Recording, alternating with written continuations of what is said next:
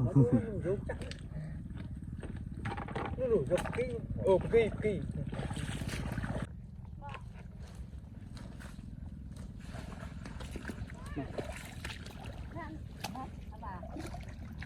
bà chân chân không?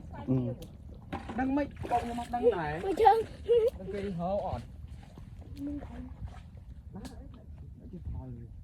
Chị nói chả nó bị bọc rồi.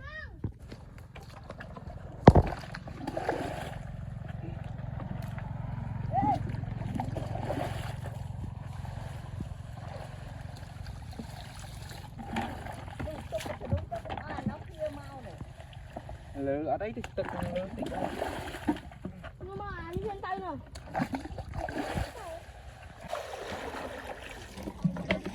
Cái ngô vào đây mày phủ.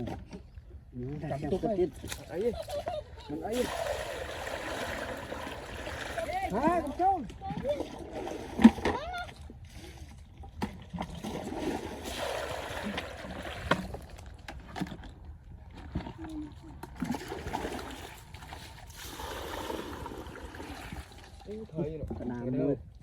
thấy sớm là đào là thực hiện con hiến con anh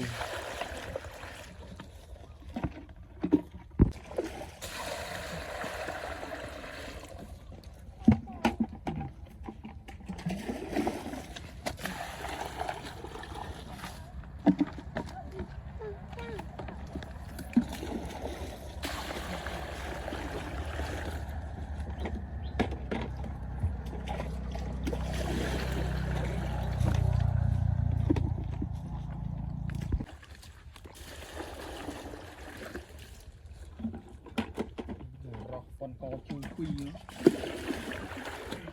phủ miên ở đây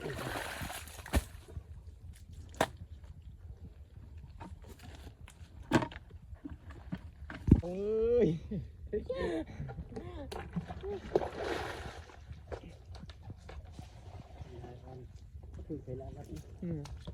Cái lấy luôn mình lên đằng thầy lại mua là một cái nâu thà vô môn cái kháng ba vía ở chỗ không ở lính thời gian đó lấy đã lù vụ thời tôi mà thấy mong mấy thấy đo lại lo lại thôi cái nó phải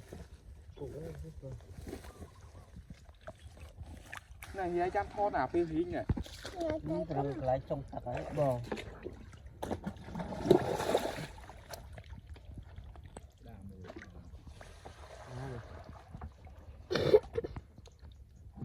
như thế này nghe chăm thọ tiêu hiến nhở ôi thọ chẳng nói con thấy thằng hả cô nói rồi hình kia đâu ôi ta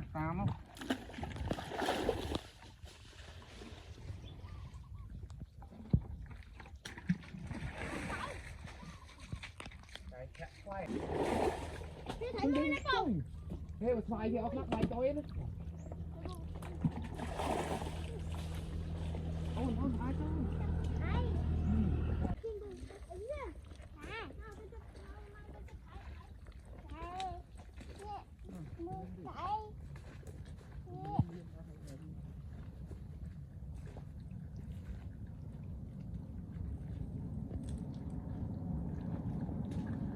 Nhanh.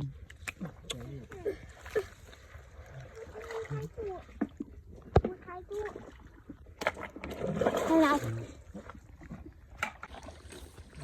đó ngay này Mua anh lon chui được cuốn thấy không? wow mất thấy là viên nó đây đã thấy kêu chung con chia đây ba là kia tu có chặt luôn bụt mùi xoài